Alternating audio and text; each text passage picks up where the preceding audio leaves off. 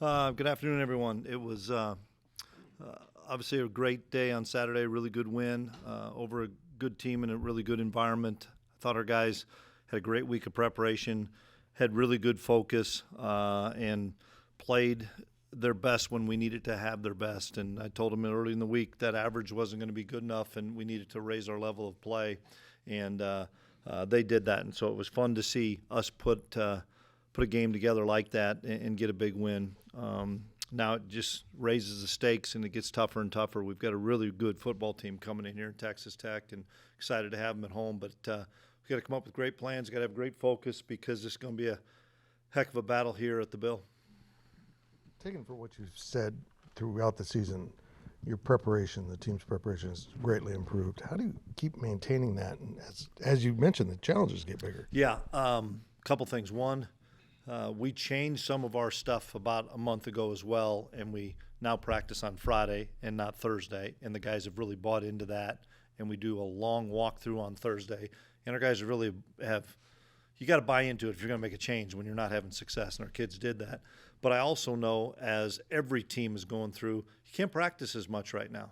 You know, everybody's banged up and beat up, and we're no different. And, I hope the guys that got hurt on Saturday will be able to play. We'll find out. But you can't be out there and just banging on guys. And so we got to do a really good job, with our film preparation, with our walkthrough looks, and then taking care of our bodies. I mean, that's the things that we've got every modality here for our guys to take care of it. Now, as you get into November, man, you got to take care of your body.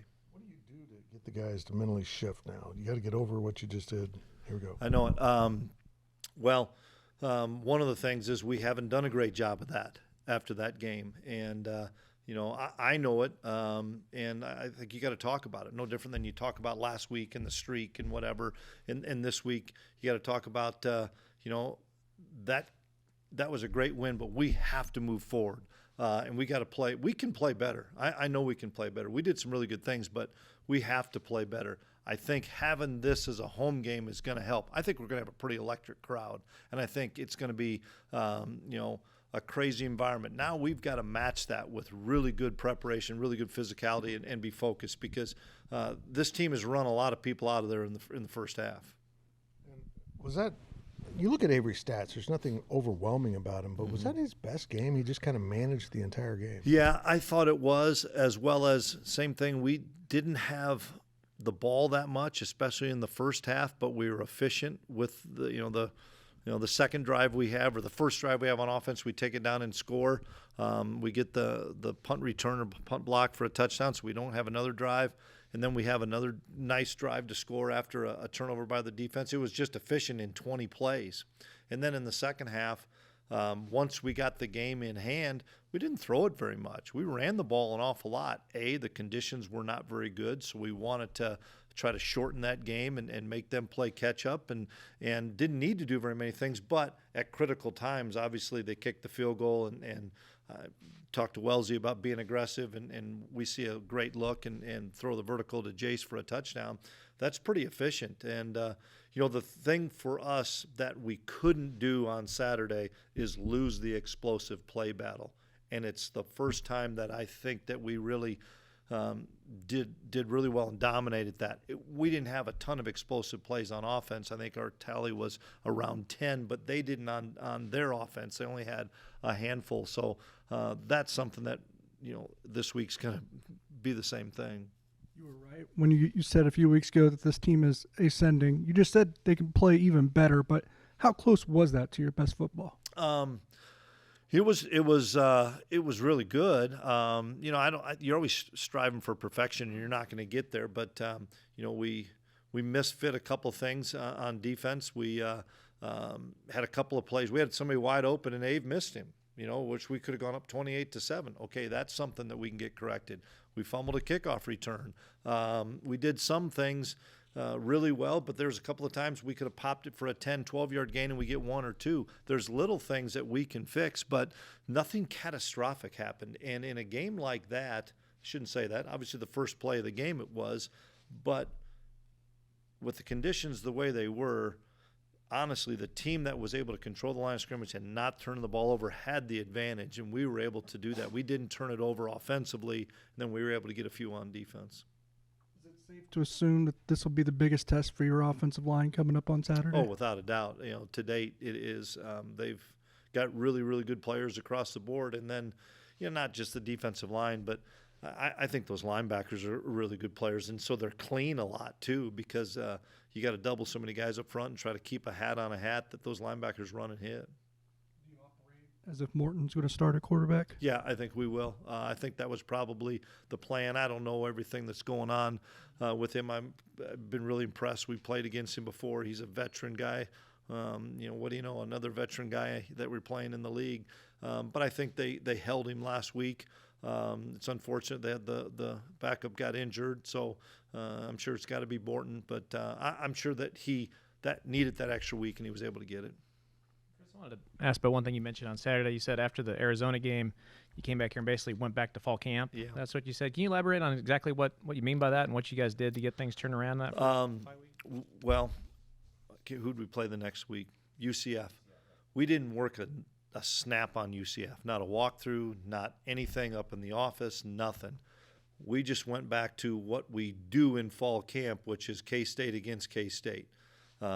Good against good, our best against our best in all different situations, from choice downs to third down to inside run to red zone to 7-on-7 to everything, and then went and evaluated as if we were just in the middle of August because we weren't a very good football team and needed to go back to what we missed in fall camp by flipping the script because of how the schedule dictated. By going to Ireland, we had to move on to game planning, and so we needed another week of fall camp, and it came at the right time because I didn't think our guys' bodies were beat up because it was still early enough in the season, and B, we weren't playing very well, and the guys owned it, coaches owned it, players and coaches owned it, that we weren't a very good football team, and that's half the battle. You can blame people and say we're not doing it. No, we weren't coaching very well, and it starts with me. We weren't playing very well, so we had to go back to square one. Has the progress you guys made over the last few weeks, do you feel like the roster feels revived or in any way? Yeah, I know I don't think you get revived when you get to November, but you get there's a lot more juice and energy when you play good football and it shows, and you win a few games, and then you go on the road like we did at KU in a game that not a lot of people thought we were going to win. There's not a lot of people thought we were going to win that game, and then go and dominate that game. Yeah, that brings a lot of energy to the team, and it brings a lot of energy to the program. Sorry to keep asking about Dylan, but at this point in the season, do you think he's going to redshirt or I play haven't again? talked to him about that part of it, but I know that he's going to be out again this week. There's something going on with the lower extremity that we continue to do imaging on, and the imaging that we've received, which it's been a week or so now, which we received the last one after the press conference last Monday, late in the afternoon, Monday or Tuesday morning, I can't remember, that it wasn't healed. And so if it's not healed, he's not going to play. We're not going to put him out there. Trust me, Dylan wants to play, but his body's not there yet. And so we have to revisit that. But I want to just make sure the kid gets healthy. That's the most important thing for me, is he gets healthy. You know me, I kind of like these things. You do, D. Scott. You have a satisfying win. You get off the bus. You probably go home. You come back on Sunday and open up the front doors. Can you take it from there and just kind of what's going through your mind as you go in the office, and what's maybe the first couple things that you do? It's the same as every other Sunday. And I know this is a boring answer to you, these guys, but it's the same as every other Sunday, whether we win or lose. Honestly, for us, we meet right in here at 11 o'clock. We go through all the special team stuff. Nate Katzer goes through every phase of it. We talk about personnel. We talk about the things we did well. We talk about the things we have to improve on. Then we meet as a staff at 11:30, and we talk about the game. A lot of fun talking about this game. As far as the positives, okay, now what do we need to work on, Wellesley? What do we need to work on, Joe? Here's what I think we need to work on, whether it's getting off blocks to sustaining blocks to route running to coverage, whatever it is. We talk about the different things. Okay, now let's talk about our injuries. What are we going to get out of this week's practice? Are we going to have to cut back? Is so-and-so going to be available? Mindy comes and talks to us about those guys. And then, honestly, I go up there from noon until probably 5 o'clock, and I watch the game with the defense. I watch the game with the offense. I get a quick workout. I needed this Sunday. I needed a quick workout on Sunday, and then I go back and watch film until it's time to go home. That doesn't sound like very much fun, does it? Zayshawn seems like a very fascinating young man, and he's 8th in the country in PBUs right now. A little bit of his story and just what you like about him. Yeah, a kid from Minneapolis that came to a camp and impressed the heck out of us at a camp. And I know some of the coaches up in those high schools. I spent a lot of time up there, and they spoke nothing but really highly of him. And that's why he came here as a freshman and played. You know, he was kind of the Jacob Parrish of his freshman year. Play on special teams, learn a little bit, get some spot time here and there. But that valuable experience sitting behind Jacob Parrish, like Jacob had sitting behind Juju Brents and Echo, he just got the game. He understood it. And so playing that little bit and all those special teams last year just gave him the confidence this year to continue to ascend and be that number one corner for us. And I think he's played really good football. I think there's more in Zay, but there was more in Jacob Parrish as a true sophomore. And we saw what he did as a true junior. I see the same thing in Zayshawn. They have very similar trajectories. I was going to ask you about the offensive line, what you thought after looking at the tape, and then in particular, how much did JB help you? Offensive line played well. I thought Sam Heck's playing like I know Sam Heck can, is the best center in probably the conference and one of the top ones in the country. I'm biased, but Sam is a dominant football player. I thought TP played one of his best games physicality-wise. It was good to have JB back, and I don't know if he played 15, 20 plays. It was good to have Terrence Enos back to play 15 or 20 plays. Amos played another 15 or 20 plays. It spread those reps out, and I thought we did a really good job. It didn't, we rushed for 150 or something, but at critical times we were able to rush the football, and I thought that was really important for us to play 7 guys, and I thought they did a really good job. I thought where they really excelled was in pass protection. We didn't allow a sack, and I think we had 4 or 5 ourselves, and that's a big deal when you can keep Avery protected. As you guys can see, when Avery's got time, he's seen the field well.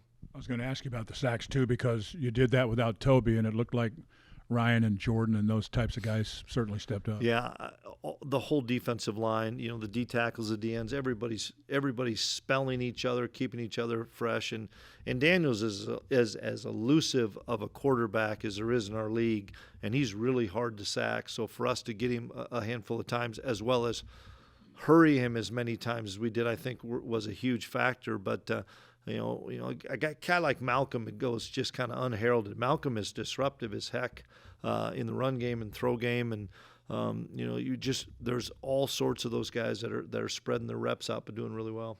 Since you brought it up, I'll ask you about Malcolm. When did you kind of have a sense or a feel that maybe he could do some of the things that he's doing here in the last, I'll say, month? Yeah, well, we didn't have a lot of production for us last year. Sometimes junior college kids don't, but you could see him in the spring and the summer starting to figure it out, and I thought he had a really good early fall camp, and then I thought he had an excellent fall camp after Arizona week, that okay, this guy's got to keep playing for us because he's getting better and better. And you look at him the last couple weeks compared to the first few weeks of the season, he just feels a lot more confident and a lot more comfortable in our defense. What's most different about Joe Jackson in the last month? Confidence and belief. He's getting all the reps too. I think that's a huge thing.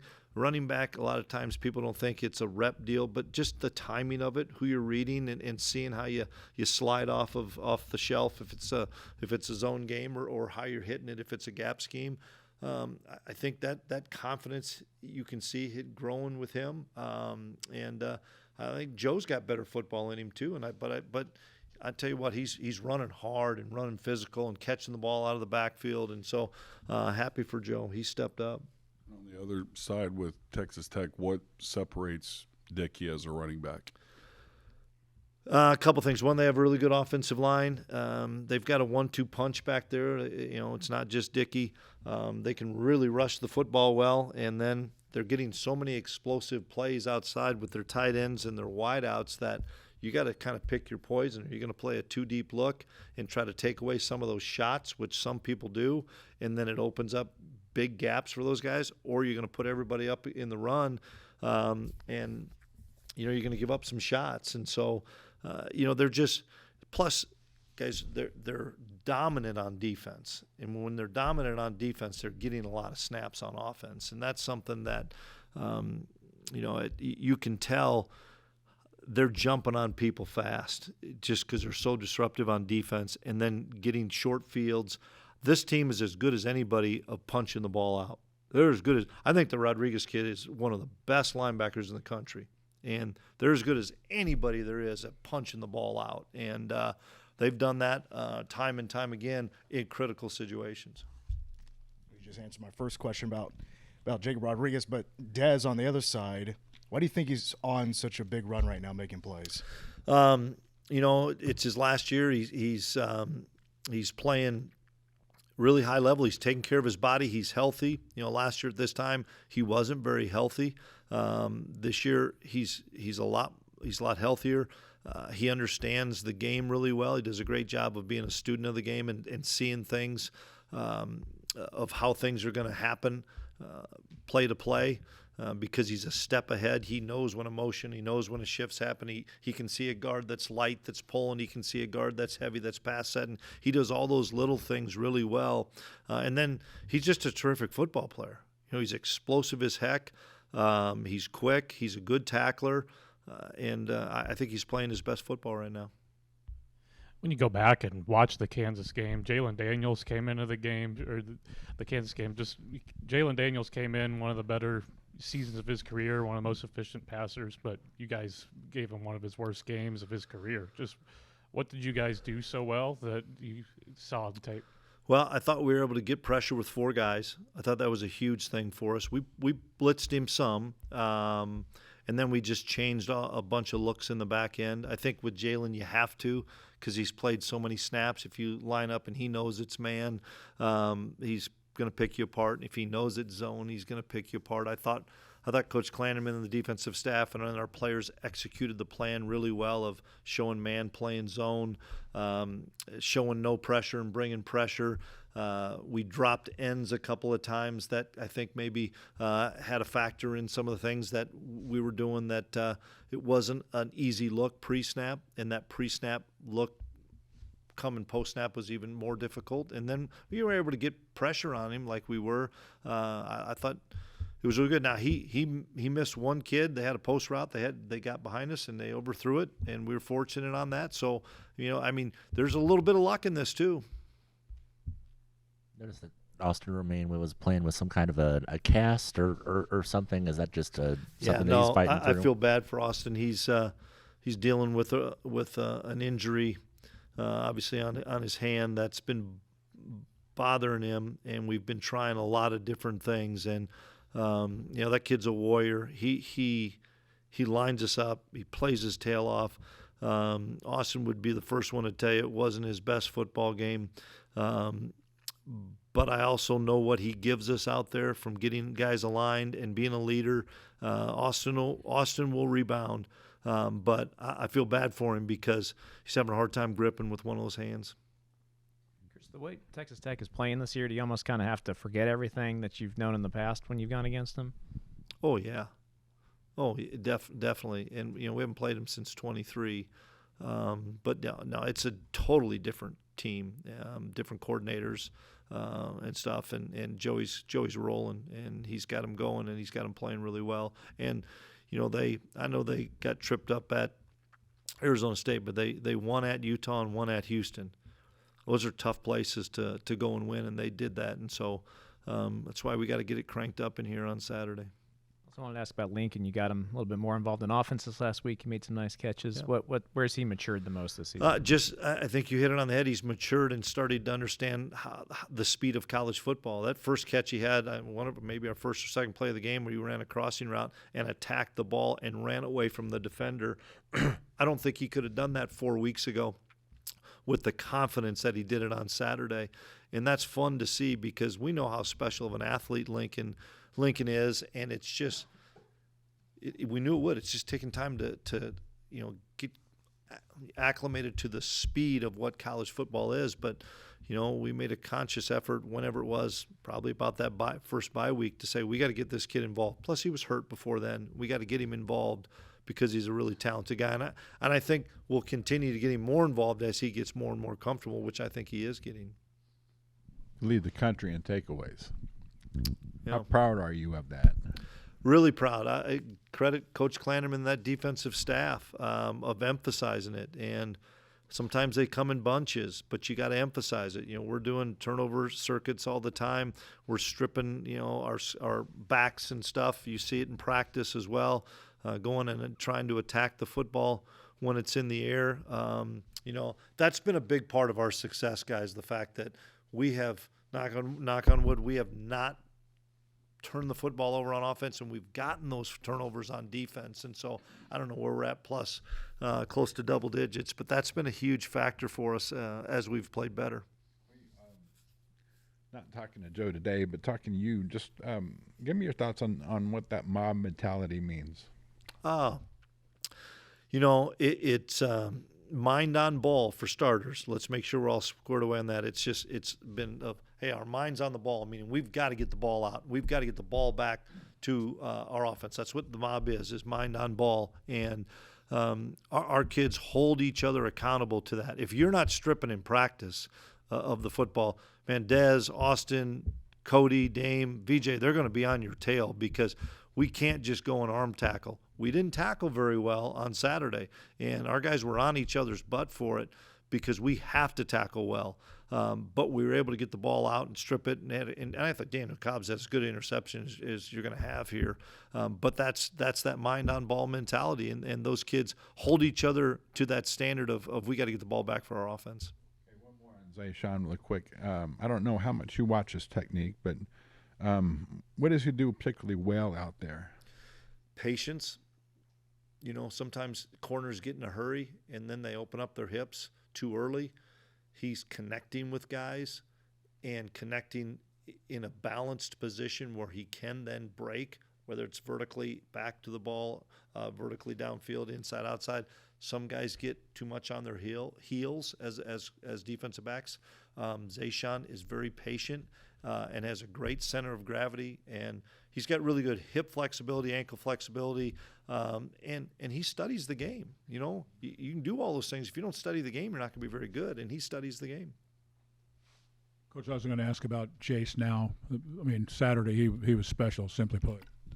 Yeah, he was really good, and he practiced just one day last week, and I think he's starting to get healthier. He was not healthy against TCU. We all knew that, and but he wanted to play. And so we shelved him for that bye week, and then he only practiced one day and then had the walkthrough. But he's working his tail off to try to get himself healthy, and I thought it was the healthiest that he has felt on Saturday, and it showed. We put him in some different spots. That's the one thing with Jace is even not practicing a bunch. He's a really smart player that you can move him all over the place, and it's not too much for him. Same thing's really with Tibbs and JB. We're moving those guys around and not keeping them all stationary where people can ID them. And I thought Avery did a really good job of finding him on the one vertical ball, and then on the one that he got tackled on the one, staying alive. And those guys just have such great chemistry. Jace and Avery do. They've played catch for years now. Last one. I'm curious as a coach, what it's like for you when you see Jacob Knuth, who hasn't had many opportunities, have a couple of that 40-yard run was sweet. He earned the right, and he didn't deserve to play. He earned the right to play. And Jacob would have played last year against Colorado, but he got hurt that week, and Taquan got those snaps. A lot of people don't know that Jacob was the 2 and then got hurt, and Taquan took those snaps. And Jacob kept fighting and kept battling, and we hadn't had even an opportunity to name a 2 or anything, and we had the chance, and I said, both Matt and I were like, okay, let's go with Jacob. And more importantly, I wanted to see him not just hand the ball off, and we weren't going to throw the football. Everybody knew that, but he got the third down, and I said, let's run him. And we had a nice gain, and we called timeout, and I thought it showed the confidence and belief that myself and Wellesley have in him. Been easy to punt that thing, but we wanted to end the game on offense. I think that was poetic for our guys up front. And so I said, Jacob, we're going to give it to you again. Go get the first down. Lo and behold, I didn't know he was almost going to break it and score. But I thought that you could see the smile on his face, and love his family. They're great people, and I know how excited they were, and I know how excited it was for Jacob. But Jacob has earned those opportunities. The last 2 times you guys have beaten Kansas, you come out and lose it next week. Just do you notice anything from the last couple seasons? Yeah, that's kind of what we talked about earlier. Of we're going to address it and talk about it, but nothing in particular that I noticed. But other than the fact that it has happened, so we need to discuss it.